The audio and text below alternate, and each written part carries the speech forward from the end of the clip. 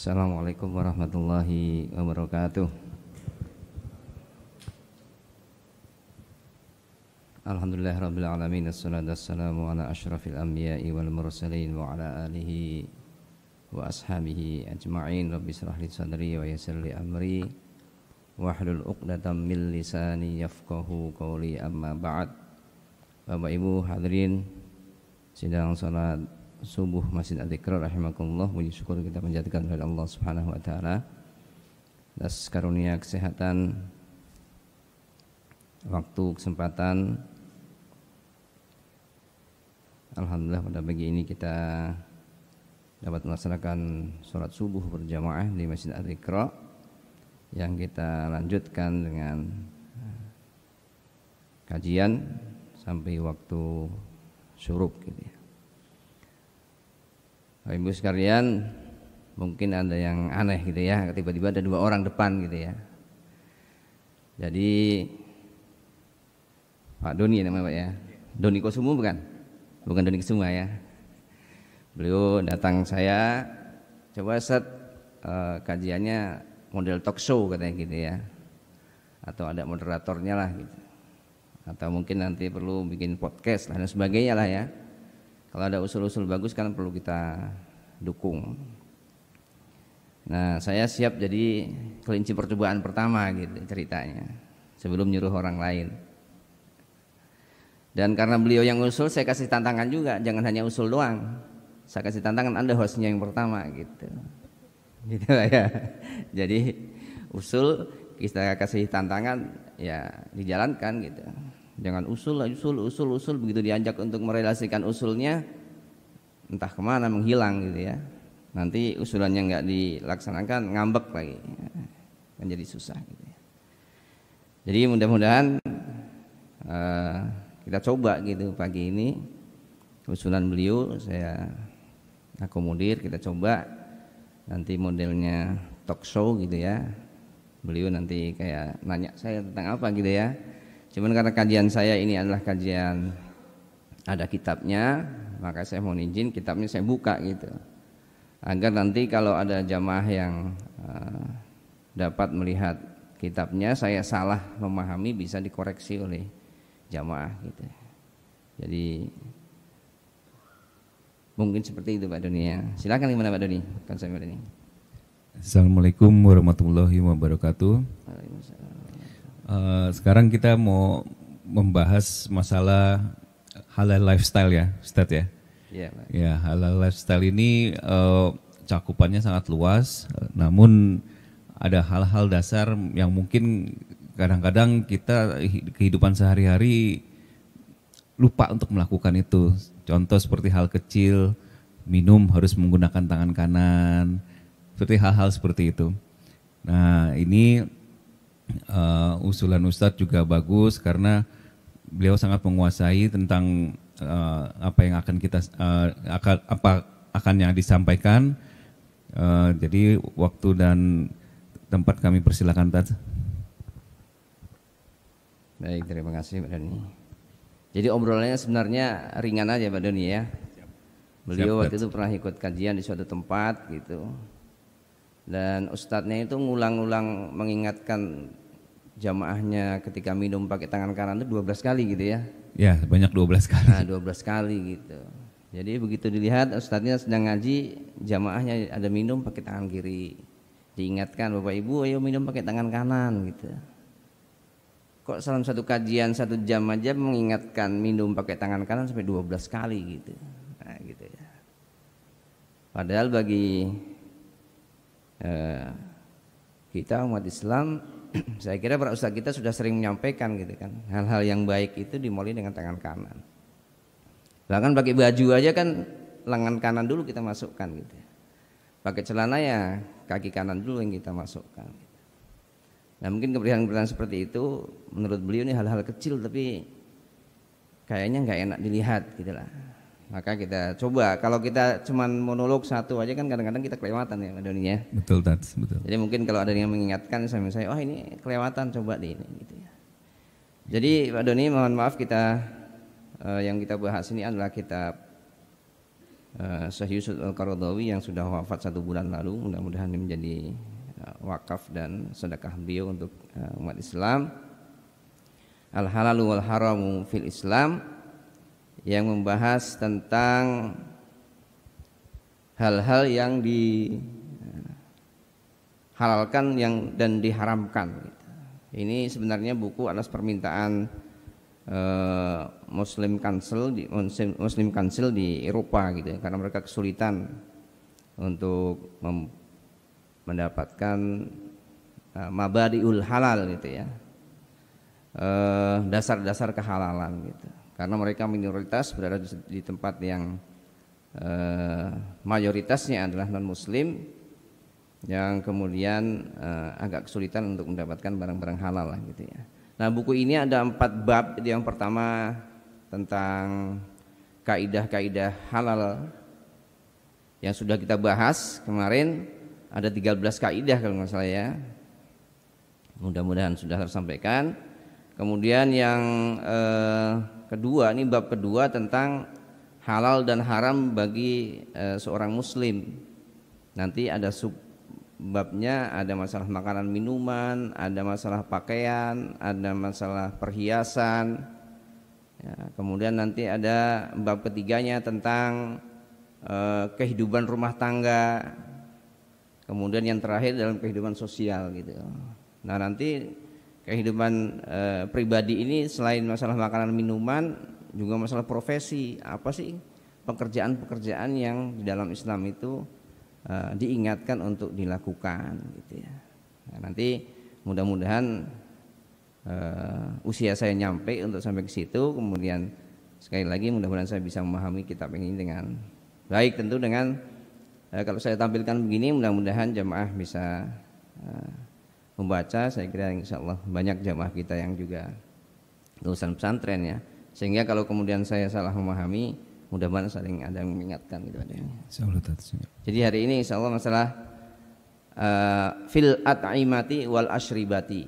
Al at'imatu itu jamak dari to'am. To'am berarti makanan padat gitu ya. Wal ashribatu jamak dari surbah, berarti minuman yang bentuknya cair. Yang perlu saya sampaikan di dalam kitab ini yang dibahas adalah raw material gitu. Sesuatu yang masih diciptakan oleh Allah Subhanahu wa taala sebagai bahan makanan yang alami, belum diolah. Nah, kalau sudah diolah nanti ya kita perlu lebih kritis lagi gitu. Maka ini bagi saya mudah difahami karena bahasa beliau sudah dikenal dengan bahasa-bahasa yang merakyat lah gitu ya. Nah, di dalam bab ini beliau pertama menampilkan bagaimana Islam menjadi ajaran yang moderat antara dua kubu, dua pemahaman, dua agama. Yang satunya begitu ketat mengharamkan sesuatu sehingga hal-hal yang bermanfaat buat tubuh kita itu ada yang diharamkan bagi dia. Daging apa gitu ya, seperti daging kambing, yang dagingnya nempel ke dalam kulit bagi mereka haram, lemaknya haram dan sebagainya. Di satu sisi ada satu agama lain yang terlalu memudahkan sehingga segalanya dibikin halal gitu. Mereka mengatakan yang najis itu yang keluar dari tubuh kita. Kalau yang masuk ke dalam tubuh kita itu ya bersih semua, tohirin katanya gitu. Walaupun di dalam kitab mereka sendiri masih dicantumkan nama binatang itu adalah haram dimakan gitu kan. Kemudian ditafsirkan menjadi yang lebih mudah gitu ya, sehingga segalanya menjadi halal gitu. Nah, kita ini hidup di Indonesia karena kita multikultural, multi agama. Kalau kita bahas lebih jauh nanti umpamanya ya mendekati Ramadan, nah itu kan biasanya ada sweeping minuman keras itu. Nah, itu kalau dibahas itu sebenarnya bagus juga gitu. Ada satu kitab dikarang oleh Mufti Saudi Arabia ya, Syarhul Mumtani. Saya kaget juga membaca kitab itu. Saya kira kalau Mufti Saudi Arabia kan mungkin bayangan kita terlalu ekstrim gitu ya. Di situ beliau ada yang mengatakan bahwa ada al-khamru al-muhtaromah, ada khamr ya, itu yang dihormati. Astagfirullah. Nah, gimana itu khamr dihormati itu? Saya kaget juga itu. Jadi dalam konsep kita bernegara ya, khamr itu minuman keras itu agama tertentu, dan agama tertentu itu kan dilindungi oleh negara. Maka khamr ini bisa diperjualbelikan kepada pemeluk agama tersebut karena bagi mereka halal. Sementara kalau pakai konsep bernegara kan ada namanya dhimmi gitu ya. Kalau pakai konsep zaman dulu ada muslim, ada dhimmi, itu non muslim yang ngikut ke negara Islam kemudian dapat perlindungan dengan membayar pajak. Nah, pajak itu ada namanya jizyah gitu dan lain sebagainya. Nah, nanti bisa dibahas lebih jauh apakah masih harus pakai nama itu gitu. Ada dulu namanya usr, yaitu cukai. Itu zaman Nabi sudah ada cukai itu. Nah, namanya usr itu 10%. Kenapa 10% gitu kan gitu ya?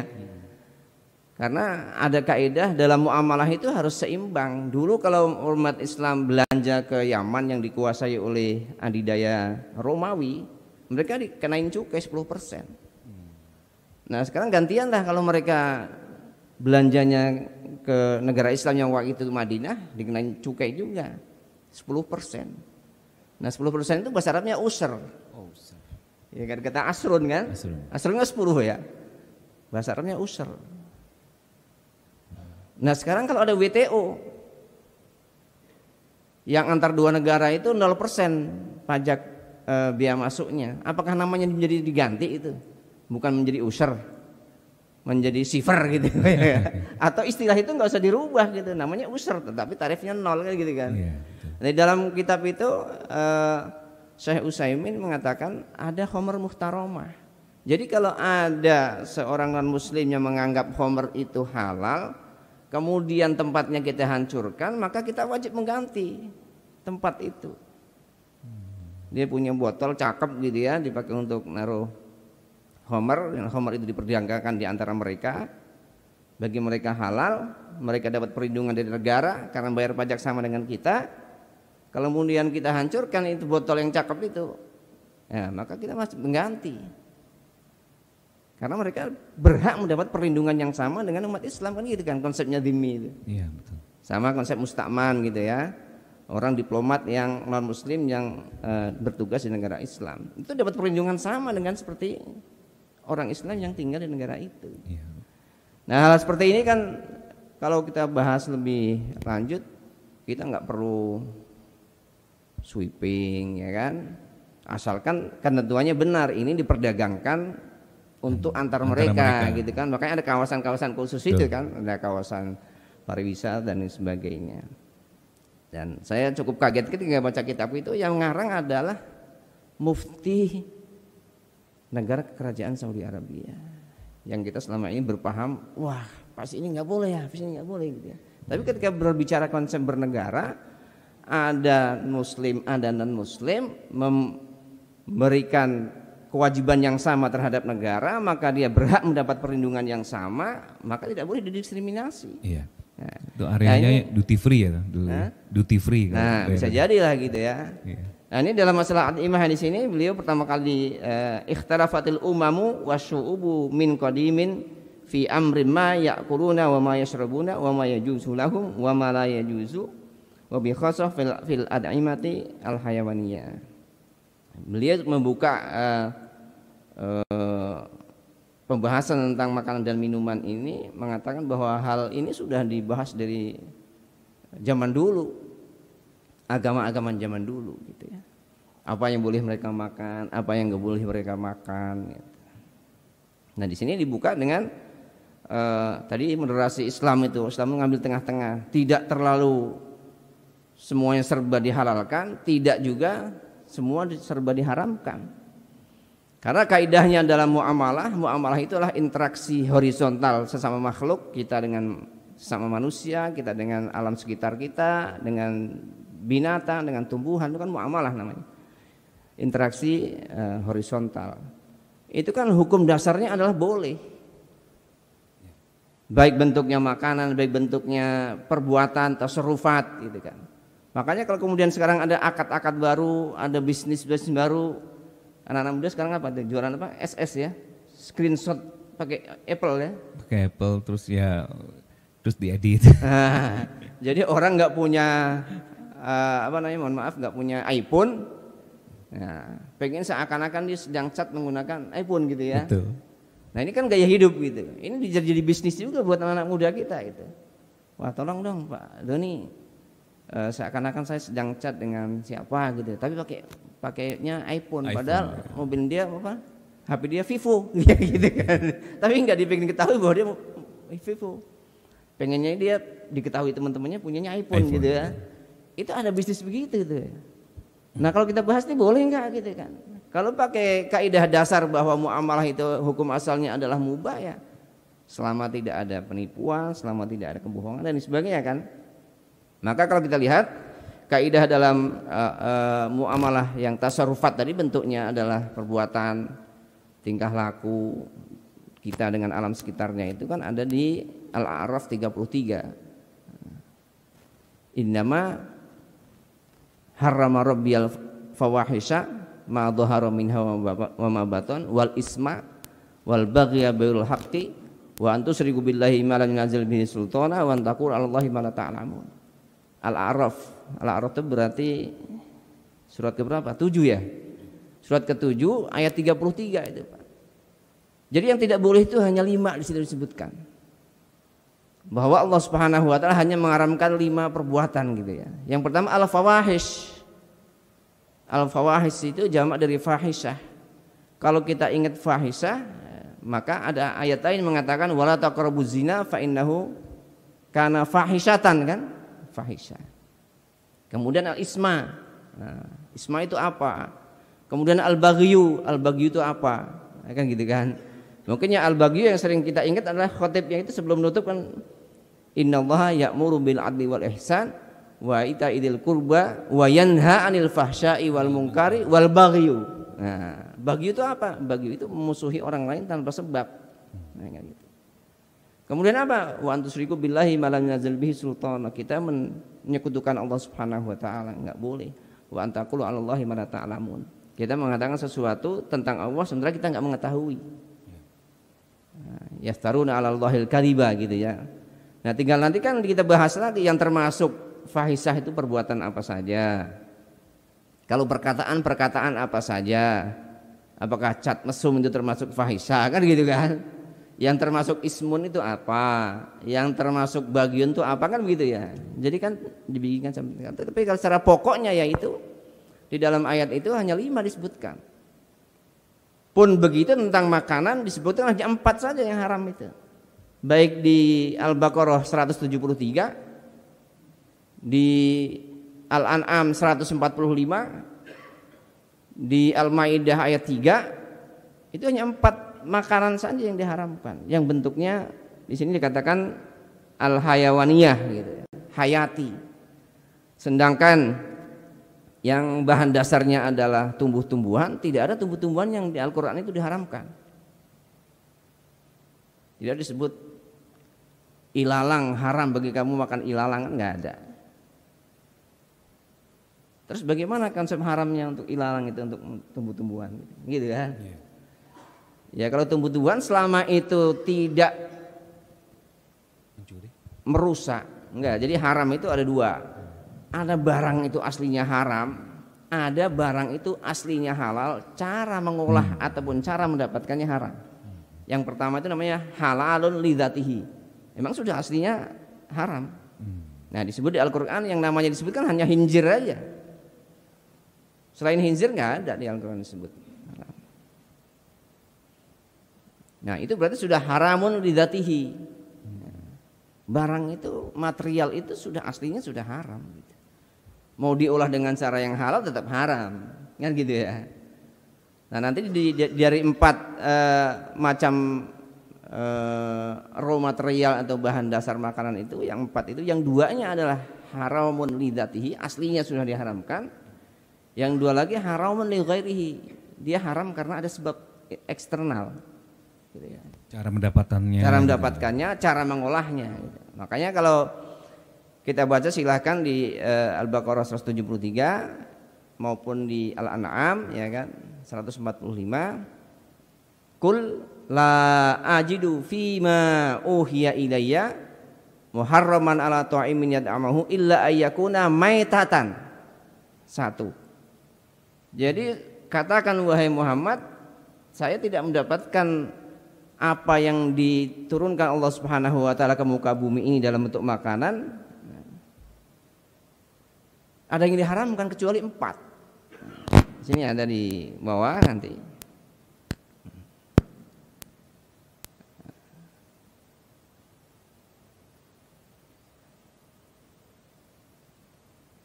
Ini ya, qul la ajidu fima uhiya ilayya muharraman ala ta'imin yad'amuhu illa ayyakuna maitatan. Yang diharamkan itu maitah. Ya, kalau diterjemahkan adalah saya tidak menemukan dari wahyu yang saya terima tentang makanan sesuatu yang diharamkan kecuali bentuknya maitah. Maitah itu berarti ya bahasa Indonesianya adalah bangkai. Au daman masfuhan, darah yang mengalir. Di ayat lain hanya daman saja. Di ayat ini daman masfuhan. Artinya nanti kan kita bahas kalau darah yang tidak mengalir bagaimana? Karena asbabun nuzulnya dulu orang-orang jahiliyah itu kalau kelaparan tidak dapat makanan ya binatang ternaknya itu disodet gitu. Nah, untanya disodet gitu di pahanya, sodet gitu. Ditadain itu darah, kemudian diminum. Kemudian di sini setelah itu adalah apa? Lahma khinzir. Daging babi. Ini orang yang tekstualis mengatakan yang diharamkan dagingnya saja, tulangnya nggak haram. Tekstualis ya. Kemudian apanya? Minyaknya nggak haram, bulunya nggak haram, kulitnya nggak haram. Bagi yang tekstualis karena teksnya mengatakan lahmun, lahmun itu kan daging. Makanya kan ada tekstualis, ada kontekstualis ya. Ada yang mengumpulkan dua-duanya secara teks seperti ini, konteksnya seperti apa sehingga diambil kesimpulan. Fa innahu rizun aw fiskan uhilla li ghairil bahi. Yang ketiga adalah sesuatu yang disembelih tidak menggunakan asmallah. Saya nyembelih ayam ini untuk saya taruh di bawah pohon itu apa namanya, Pak? Sajen. Saya motong ayam ini untuk sesaji Mbah Sia, gitu. Nah, itu ayam itu menjadi haram. Padahal aslinya kan halal. Betul. Makanya sesuatu binatang yang disembelih tidak menyebut bismillah ya, atau kemudian penyembelihannya menyebut selain Allah, maka menjadi haram. Berarti kan haramnya bukan karena binatangnya, tapi karena apa? Caranya. Pengolahannya kan gitu ya. Pun begitu yang pertama tadi maitah. Maitah itu kan bangkai. Nah ini Pak Doni boleh nanti di ini ya, di Al-Quran saya kira bagi Bapak Ibu yang sering membaca Al-Quran ada kalimat maitah, ada mautun, ada mayyitun, ada amwatun, ada mauta. Itu sumber katanya dari kata-kata mata ya mutu, mati. Nah, di sini maitun. Apa itu maitun? Saya termasuk orang yang berkeyakinan bahwa dalam Al-Quran itu kalau ada diksi-diksi yang beda itu walaupun maknanya sama punya maksud tertentu. Contoh ya. Contohnya kata-kata khaufun dengan khosyatun. Kalau kita cari terjemahnya silahkan buka Al-Quran. Khaufun artinya adalah takut.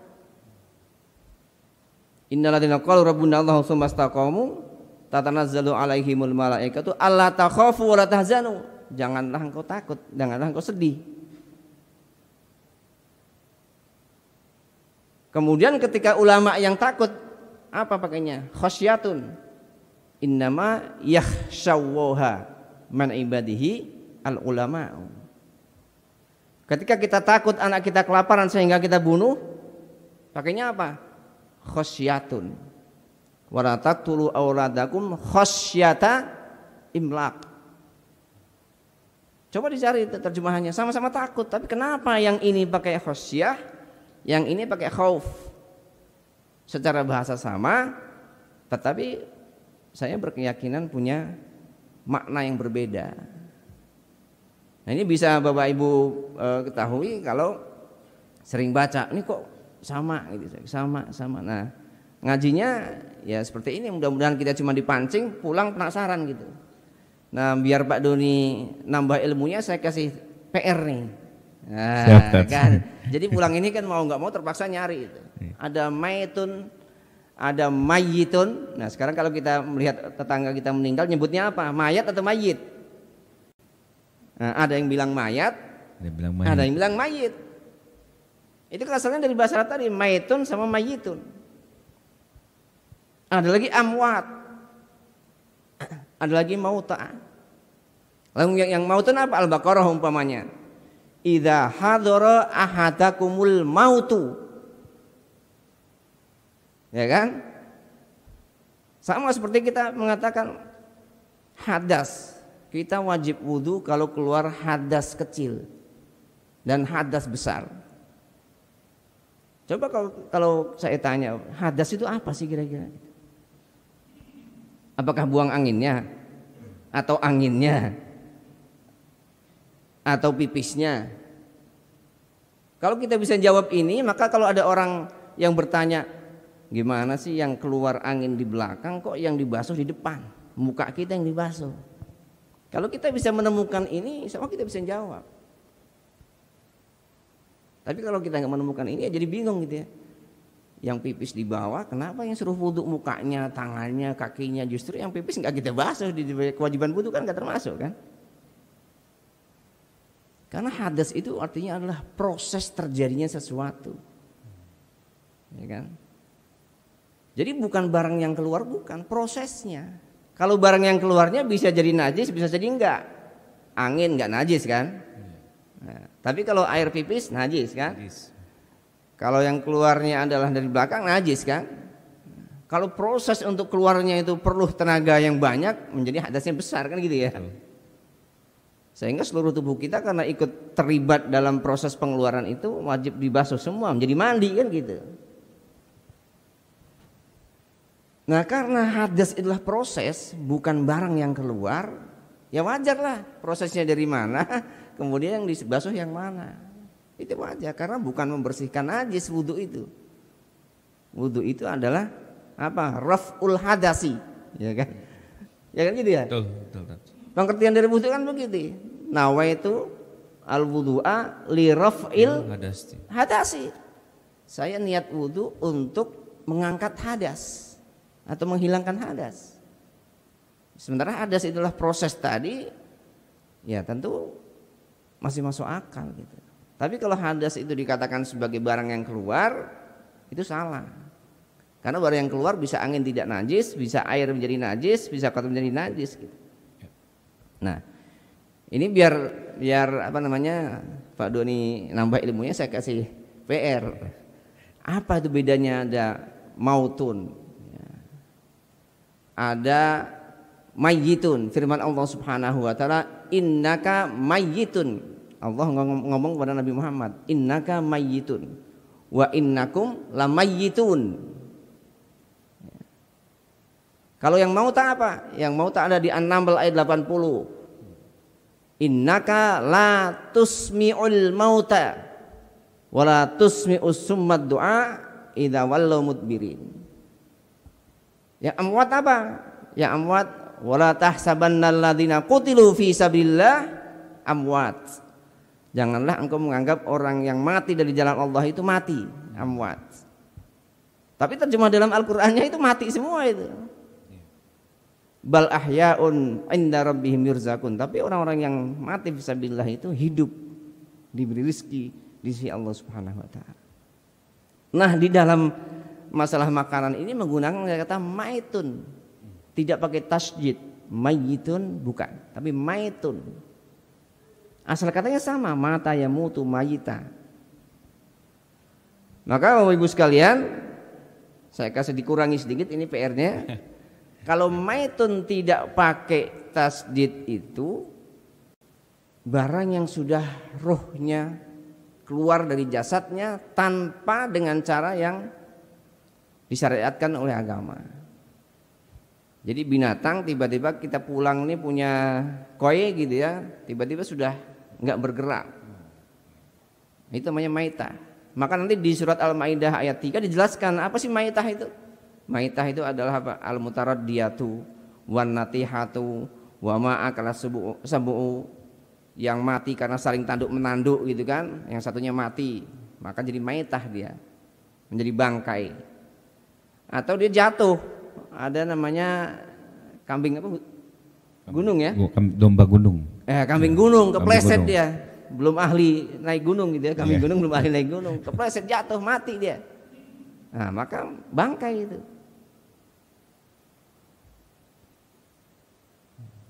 Atau yang mukulnya kita pukulin, ini kan ada nih di suatu tempat ya, kalau nggak salah monyet dipukul kepalanya, kemudian diambil darahnya kalau misalnya dan sebagainya. Binatang yang matinya dipukul, itu termasuk kategori maitah. Tapi kalau yang kambing tadi boleh dimakan? Hah? Kalau kategori maitah enggak. Enggak ya? Karena di sini kan illa ayyakuna maitatan. Berarti yang bentuknya maitah itu menjadi haram. Kan begitu ya? Padahal aslinya halal. Halal. Karena proses kematiannya tidak ada niat dari manusia, tidak ada darah yang mengucur. Maka nanti ketika dibawa berbicara tentang adzabihah, cara menyembelih binatang itu, darah itu harus mengucur, minimal di sini ada jalan udara, ada jalan makanan, ada jalan darah di sini nih. Minimal 2 harus kepotong, sehingga darah itu mengucur. Dan kenapa darah itu diharamkan? Ya salah satunya nanti kalau kita bahas lebih jauh. Darah itu kan tempat kotoran. Segala macam yang kita makan, virus apa segala macam masuknya ke dalam darah. Maka penyembelihan itu adalah proses membersihkan binatang yang halal tadi dari hal-hal yang penuh kotoran, virus dan apalagi itu, bakteri yang merugikan kita itu. Sementara kalau matinya natihah tadi, kecekek matinya ya, musim kurban kita ikat itu kambing, kemudian muter itu kambing, akhirnya cekek gitu ya, pagi-pagi itu udah mati. Nah kecekek berarti kan matinya tanpa keluar darah, itu termasuk bangkai. Maka silakan dibuka Al-Maidah itu yang dimaksud dengan bangkai itu apa? An-natihatu wa ma akal sabu illa ma dzakkaitum. Nah ini kalau ada pengecualian begini Pak Doni, ibaratnya kita di jalan tol kan ada rambu ya, dilarang berbelok kecuali petugas. Oh ya. Nah, berarti hukum dasarnya itu boleh belok apa enggak? Enggak boleh. Enggak boleh. Jadi kalau bahasa Arab kalau ada kata-kata istisna, pengecualian, maka yang dikecualikan itu lebih sedikit. Contohnya tadi di jalan tol dilarang berbelok kecuali petugas. Maka hukum dasarnya berbelok arah di jalan tol itu tidak boleh. Tetapi ada pengecualian. Ya. Nah disinilah kemudian kita lihat ada illa itu harful istisna, huruf pengecualian. Kalau yang dikecualikan itu hanya 4, sementara tumbuh-tumbuhan makanan binatang itu ada ribuan, anggaplah 1000, berarti yang 996 item jenis hukumnya halal. Karena yang dikecualikan lebih sedikit. Nah, menggunakan redaksinya Al-Quran selalu menggunakan illa ayyakuna. Berarti apa? Yang diharamkan lebih sedikit daripada yang dihalalkan. Nah, kalau kemudian yang dihalalkan itu sudah semakin banyak seperti itu, kok tiba-tiba kita malah mencari yang sedikit, kan kayaknya logika kita nggak masuk gitu ya. Nah inilah kemudian maitah tadi saya kasih bocoran, salah satunya mengatakan maitah itu yang benar-benar sudah keluar roh tadi tanpa dengan cara penyembelihan yang benar. Kalau mayyitun justru orang hidup, Pak. Mayyitin itu orang yang belum mati tetapi pasti mati. Maka Nabi diajak bicara oleh Allah Subhanahu wa taala mengatakan innaka mayyitun, orangnya masih hidup. Innaka mayyitun wa innahum, dan orang-orang musyrik yang membenci kamu itu juga mayyitun, tetapi nanti akan menjadi maitah gitu. Nah, itu salah satu perbedaan. Perbedaan yang lain umpamanya Nabi mengatakan kalau maitah itu untuk sesuatu yang tidak berakal. Binatang itu mati namanya maitah. Kalau bentuk tubuhnya namanya kan jusah ya. Jusah kita menjadi jasad. Kalau bahasa Indonesia kan menjadi jasad ya. Jasadnya di mana gitu ya. Ini orang katanya meninggal, jasadnya di mana? Masih di rumah sakit apa sudah dibawa pulang? Itu kata-katanya jusah. Ada yang mengatakan kalau maitah tidak pakai tasydid tadi maitun itu untuk sesuatu yang tidak berakal. Binatang itu maitun. Maka di sini kan binatang semua yang disebut. Maitun. Kalau mayyitun untuk yang berakal. Berarti manusia disebut mayyit.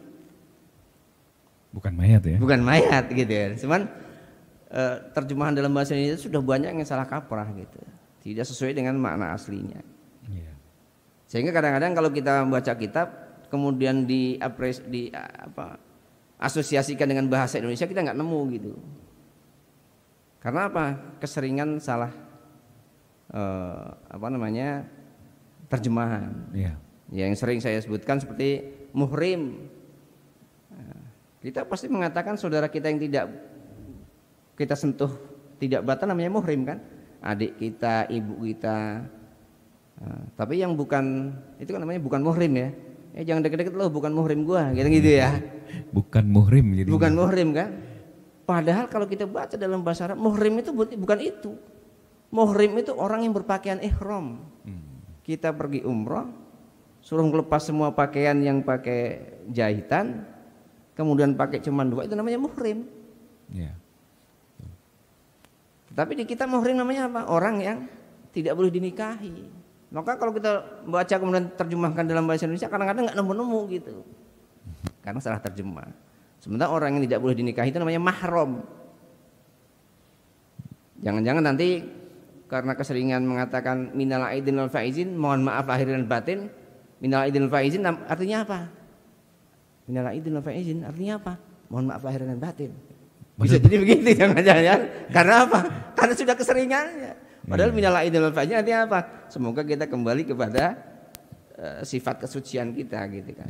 Mohon maaf lahir dan batin itu proses untuk menjadi suci kembali kan gitu ya. Cuman karena sudah di tagline itu ditulis di kartu lebaran begitu, minal aidin wal faizin, bawahnya mohon maaf lahir dan batin. Nah, anak pesantren pulang tanya ke bapaknya, Pak, artinya minal aidin wal faizin apa Pak? Minal aidin wal faizin artinya mohon maaf lahir dan batin kayak gitu ya. Gimana Pak Doni? Iya benar. Itu sama dengan yang kalau minum pakai tangan kiri, itu banyak tuh. Iya. Jadi mata maitun jamaknya menjadi amwat atau mauta gitu. Jadi Bapak Ibu sekalian, konsep dasarnya seperti itu, bahwa muamalah atau interaksi horizontal kita dengan sama makhluk itu hukum dasarnya adalah mubah. Maka kalau ada transaksi namanya apa sekarang, zaman dulu kok nggak ada gitu. Nah ini maka dalam hal muamalah jangan menggunakan kata-kata bid'ah gitu. Karena dalam muamalah itu bid'ah justru diperintahkan. Karena bid'ah itu artinya dalam bahasa Inggrisnya innovation. Bada'a, yabda'u, pakai ain tapi ya. Kalau bada'a yabda'u pakai hamzah artinya memulai. Tapi kalau bada'a yabda'u ibda'un artinya innovation. Maka dalam muamalah itu innovation justru diperintahkan. Karena kita sering ada yang baru bilang yang bid'ah, akhirnya nggak ada inovasi umat Islam. Jadinya apa? User and follower. Bilangnya bid'ah, makan pakai sendok. Bilangnya bid'ah, pakai HP, produksinya produksi kafir pula. Nah, ya kan gitu kan? Bilangnya bid'ah, pakai laptop. Nah, kan nggak sinkron jadinya. Pakai bid'ah, pakai speaker, pakai kamera gitu, gimana itu Pak? Jadi dalam masalah muamalah itu justru kita diperintahkan untuk berbid'ah, berinovasi. Hanya dikasih rambu-rambunya kan, inovasi itu boleh, tidak boleh. Inovasi digunakan untuk menipu orang, digunakan untuk membohongi orang, ya, dibungkus, dikemas menjadi orang tertipu, itu kan nggak boleh sih. Yeah, betul. Jadi hukum dasarnya seperti itu. Maka mari kita dalam masalah muamalah itu mari kita berinovasi. Apa saja yang dibutuhkan manusia, setiap manusia itu kebutuhannya terus berkembang. Bilangnya bid'ah pakainya jas gitu. Orang Arab kan nggak ada yang pakai jas zaman dulu. Kan gitu kan. Pakainya koko, pakai sarung dibilang bid'ah gitu. Jadi intinya kalau dalam muamalah itu jangan mengatakan itu tidak ada dalam Al-Quran. Nggak boleh. Statement itu tidak benar. Karena apa? Kalau Al-Quran itu mencantumkan semuanya rinci banget itu, kira-kira berapa ratus juz gitu ya adanya ya. Dan Al-Quran nanti menjadi tidak sesuai dengan perkembangan zaman. Karena Al-Quran sudah 1444 tahun, perkembangan zaman teknologi maju terus, ya kan. Dulu kita untuk adzan harus naik ke menara, sekarang cukup dengerin HP, ya kan, cukup lihat jam tangan. Nah, apakah itu bid'ah juga itu? Kita kan dulu di kampung-kampung ya, di depan masjid kan ada tiang gitu kalau nggak salah ya, ada besi itu. Namanya apa itu? Kalau bayangannya sudah miring berarti adzan, duhur, kan gitu ya. Kalau bayangannya sudah lebih panjang dari aslinya, tombaknya sudah masuk asar. Itu kan tanda-tanda aja. Karena di dalam Islam itu ada kaidah namanya at-taisir, memudahkan. Nanti kalau kita belajar zakat Bapak Ibu sekalian, kenapa zakat kambing harus pakai kambing? Kenapa zakat kurma harus pakai kurma?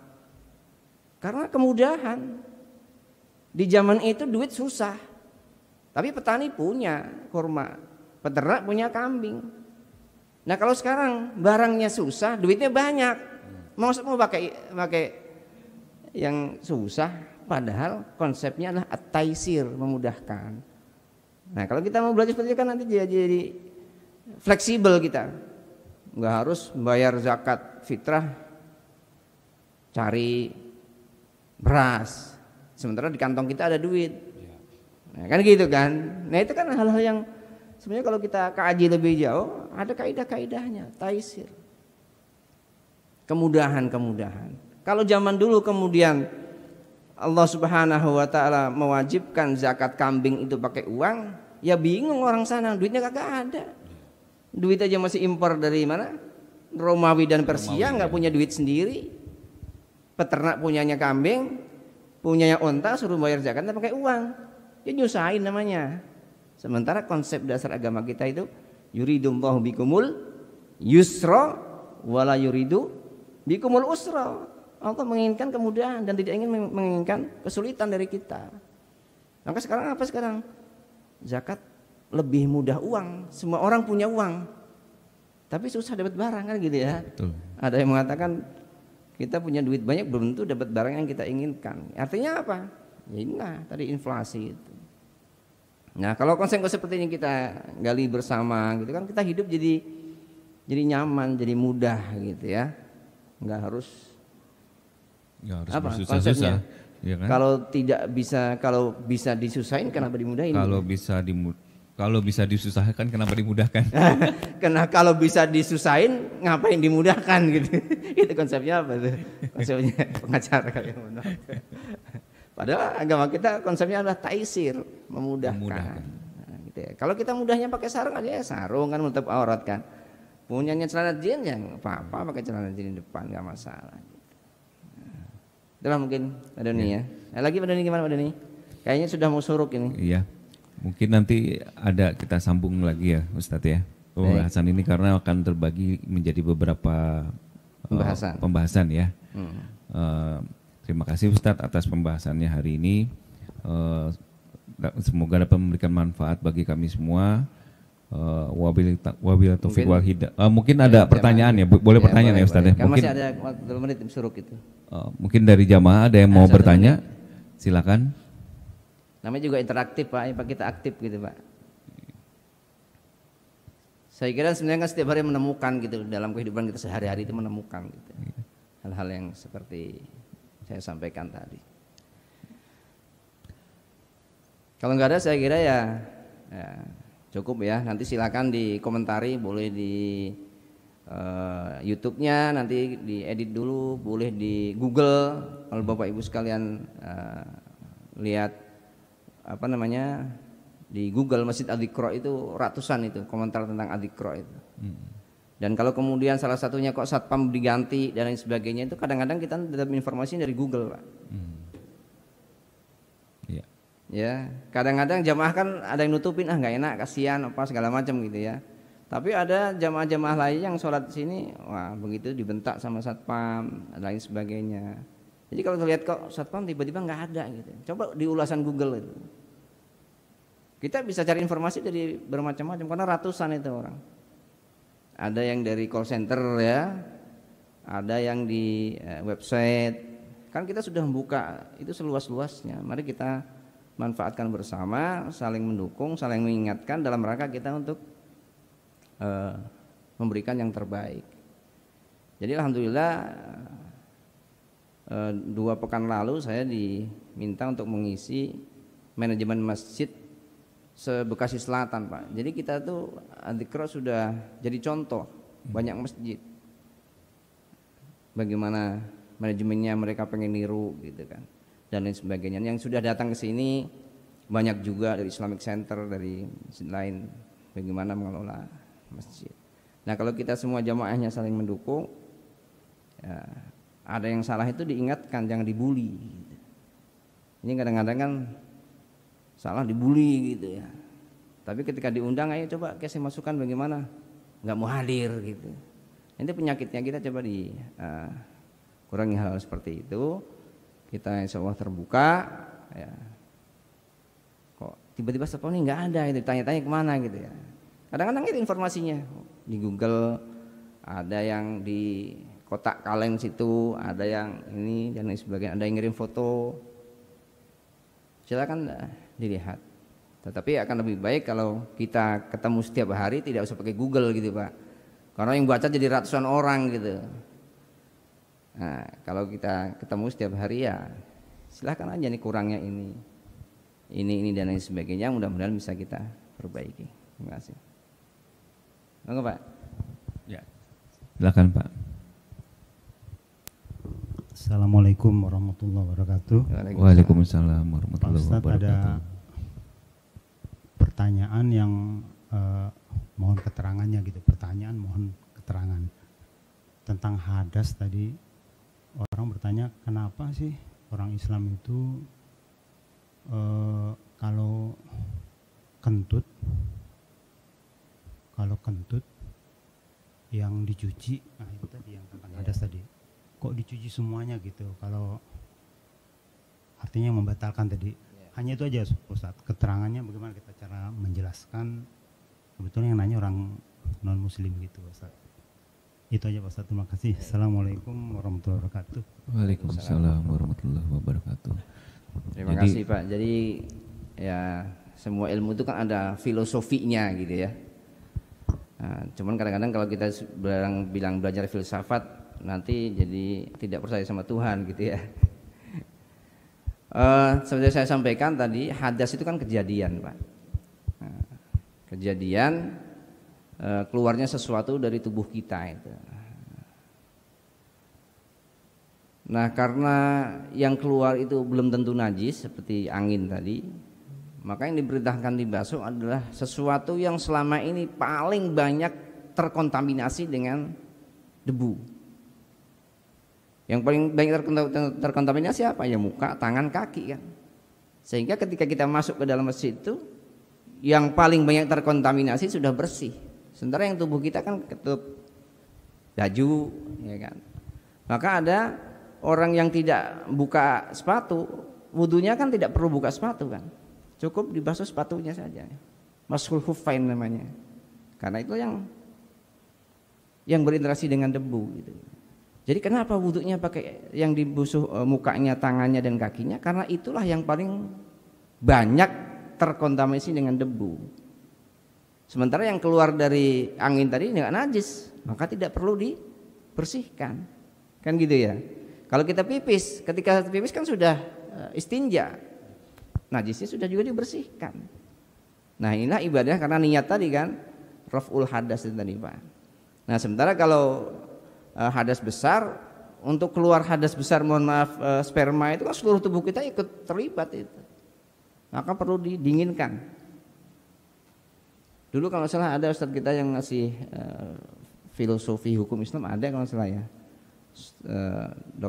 Profesor Doktor siapa yang sekarang jadi imam besar Al-Azhar, Istiqlal itu, nah Profesor Doktor Nazaruddin Umar dulu ada Pak. Cuman waktu itu kesini entah komunikasinya bagaimana, ada ustadz lain gitu, karena beliau di WA nggak balas, akhirnya DKM nyari backupan gitu ya, backupnya datang, beliau yang di WA nggak balas datang juga gitu. Akhirnya mungkin kesinggung lah gitu, kok saya jadwal saya tiba-tiba ada orang lain gitu, malah dikonfirmasi nggak jawab, sehingga nggak hadir lagi gitu. Mungkin begitu Pak, jadi bisa main seperti itu. Saya kira cukup ya. Bila ada hal-hal yang bermanfaat silakan diambil. Ada satu lagi Tat. Pak RT. Pak RT. Assalamualaikum warahmatullahi wabarakatuh. Waalaikumsalam warahmatullahi wabarakatuh. Tadi di awal Ustadz menyampaikan segala sesuatu dimulai dengan dengan bagian kanan ya Ustadz ya. Pakai baju sebelah kanan dulu atau masuk celana. Itu kira-kira filosofinya apa ya Ustadz? Karena bagaimana dengan orang kidal gitu loh? Apakah orang kidal itu tidak syar'i atau bagaimana Ustaz? Silakan. Assalamualaikum warahmatullahi wabarakatuh. Terima kasih Pak Rudi. Kalau masalah mulai dengan tangan kanan itu filosofinya karena kita diperintahkan untuk berbeda dengan setan. Setan memulai segala sesuatunya dengan tangan kiri. Maka hal-hal yang baik kita diperintahkan untuk mulai dengan tangan kanan. Kan banyak ayat mengatakan wala tattabi'u khutuwatis syaiton. Janganlah engkau mengikuti cara-caranya setan. Nah, setan itu makan, minum pakai tangan kiri. Maka kita diperintahkan menggunakan tangan kanan. Untuk hal-hal yang jelek kita atau ke tempat yang dianggap tidak baik, kita dimulai dengan kiri kan. Masuk toilet, kaki kiri dulu yang masuk. Keluarnya kaki kanan dulu yang masuk. Masuk masjid, kaki kanan dulu yang masuk. Keluarnya kaki kiri dulu yang masuk. Ini kan perlu, ini namanya kan pendidikan, perlu pembiasaan gitu. Kalau tidak dibiasakan ya sulit gitu. Makanya kalau kita sering baca Al-Quran, kemudian kita berusaha memahaminya dengan baik, diresapi, itu nanti akan mempengaruhi seluruh anggota tubuh kita. Contoh umpamanya ya, para penyanyi yang menghayati lagunya itu seringnya terjadi pada kehidupan mereka sendiri. Nah kita juga seperti itu, kalau kita membaca Al-Quran, kita hayati, kita resapi, itu insya Allah akan mempengaruhi anggota tubuh kita itu untuk menyesuaikan diri. Contohnya ya, Desirat Nasari gitu ya, lagunya apa? Tenda Biru. Trauma dengan Tenda Biru sampai sekarang gak nikah-nikah dia.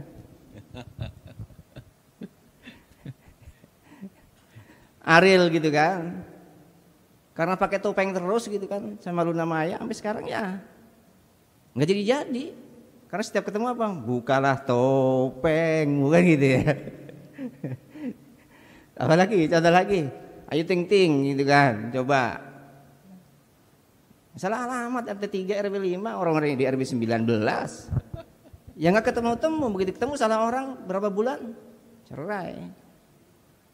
Nah gitu ya, Anang gitu kan, sama yang gak jadi nikah itu siapa?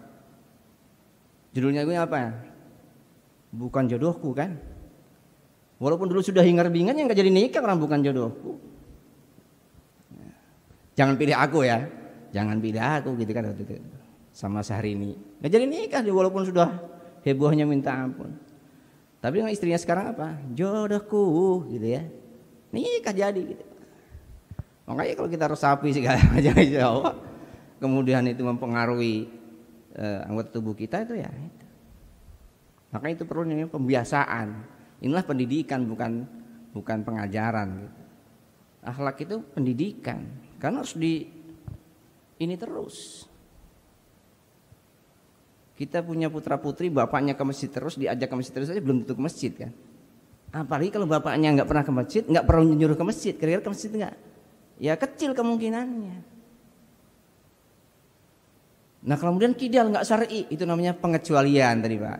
Hukum itu berlaku, ketentuan itu berlaku untuk yang umumnya seperti ini. Kayak tadi kan, umumnya ketentuan tidak boleh di tol itu kita balik arah.